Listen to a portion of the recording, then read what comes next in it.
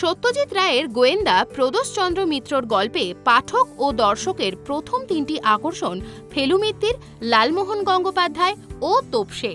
নয়ন রহস্য গল্পে ধুরন্ধর কোনো প্রতিপক্ষ বা কিনারা না হওয়া চন্দননগরের মামলা নয়, বরং প্রাইভেট ইনভেস্টিগেটরের বিমর্ষ হওয়ার কারণ ছিল পাঠকদের 56 চিঠি।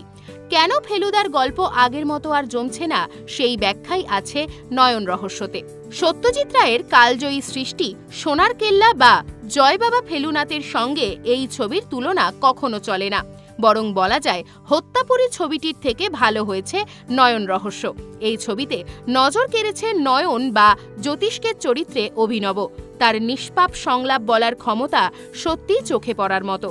কালীঘাটের নিকুঞ্জ বিহারী লেনের ছাপোষা নিম্নবিত্ত ঘরের ছেলে নয়ন সরকারের চোখের সামনে ভেসে বেড়ায় 0 থেকে 9 পর্যন্ত সংখ্যাই হবে তার উত্তর।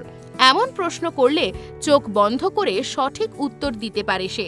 এরপর নয়নের অপহরণ, ফেলু মিত্তিরের মগজাস্ত্রের প্রয়োগে নয়ন অন্তর্ধান রহস্যভেদ হলো ছবির মূল কাহিনী। ছবির শেষ দৃশ্য হুবহু গল্পের মতো নয়। ফেলুদার চরিত্রে আগের থেকে অনেক বেশি সাবলীল ইন্দ্রনীল। তোপসে ও জটায়ুর ক্ষেত্রেও একই কথা প্রযোজ্য। এই রকম আরও নতুন নতুন ভিডিও পেতে নজর রাখুন আমাদের চ্যানেলে। পাশে থাকা বেল আইকনটি ক্লিক করতে ভুলবেন না।